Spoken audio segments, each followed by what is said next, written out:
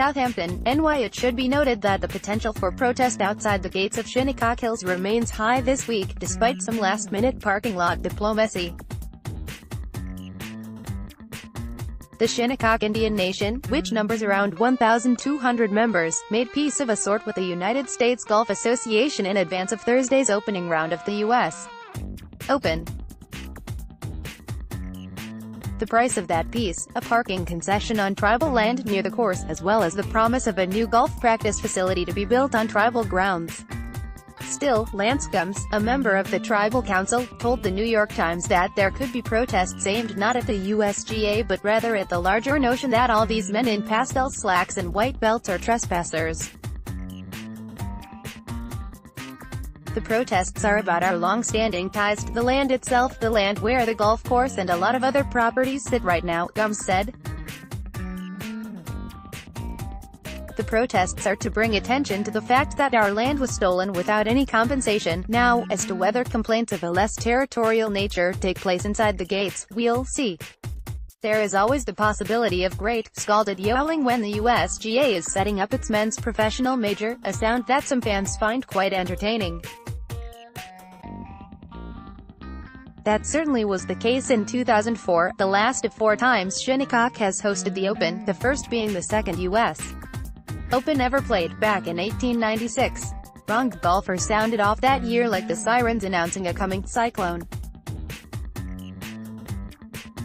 That tournament was infamous for a final round scene at the par 3 7th, in which groundskeepers selectively watered the green between groups just to keep the thing playable. The zeal of the USGA to provide the most difficult test in golf had pushed Shinnecock to the brink of Goonie golf.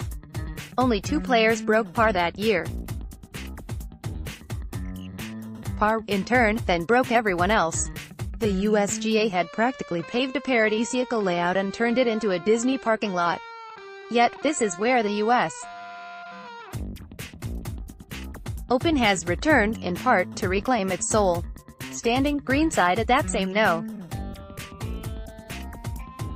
7 Wednesday late morning, as a misting rain softened the mood of its tilted landing area, one could not help but believe that man and nature were going to get this thing right. Just a little nourishing rain with 4 days of sun and an occasional challenging gust forecast to follow. In the distance, at the highest point of the property, was visible the low-slung, shingled and gabled clubhouse.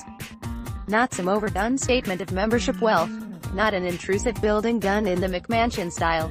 Just a perfect, almost modest, period piece from 1892, eased into the landscape. The clubhouse oversees a nearly unbroken view of one of the USGA's 5 founding golf clubs. Spreading out is a treeless plain of fairways and greens, bordered by knee-high stalks of fescue rough, where many ticks and bogeys surely thrive. Anyone accustomed only to the piney woods of Augusta National would be almost disoriented by the openness of the place. One glance can tell you so much about the whole of Shinnecock Hills.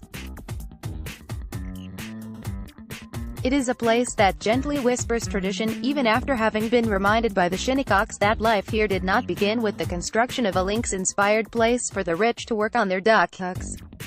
A U.S. Open is supposed to be the toughest test in golf, Jordan Spieth. Tight fairways, high rough, fast greens, hard, fast playing conditions, a real mental test as well as a physical test. Former Georgia Tech star, British Open champ and Golf Channel analyst David Duval, having witnessed the winning score at the U.S. Open plummet these last 4 years, the combined 34 under, by far the lowest of any 4-year period. The tournament lords have returned to Shinnecock looking to bring sanity back to the scoreboard. To at least make driving on the course as problematic as driving to the course, traffic funneling into this side of the island can be grotesque. If only the setup of this place is just right, for good or ill, the USGA can tune acres like Clapton tunes his guitar, then the scores should be properly deflated. But not too much. I think it's a very difficult job to find the line of testing the best players to the greatest degree or then making it carnival golf, Phil Mickelson said. Hopes for a restored Shinnecock layout, lengthened to 7,440 yards, widened a bit, its greens large but no less demanding of precision, are running a fever. I'm excited to see a proper US Open again, Duval said. I think it's lost its bearings a little bit the last few years. Just when you say that name, Shinnecock, you think of the US Open, said Justin Thomas. It's the best setup, in my opinion, that we've seen, and the reason I say that is all areas of your game are being tested, Mickelson said. There are some birdie holes. There's some really hard pars. There's some fairways that are easy to hit, fairways that are tough to hit.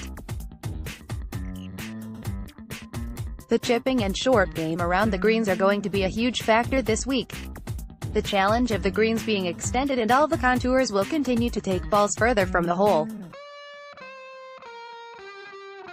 You end up in fairway and have a shot, albeit a difficult one. And I feel like your short game's going to be challenged. I feel as though the luck of a course has been taken out as much as possible to where skill is the primary factor. I think we're going to have a great leaderboard and a great tournament, nothing less, they seem to be saying, than weak to put old grievances aside.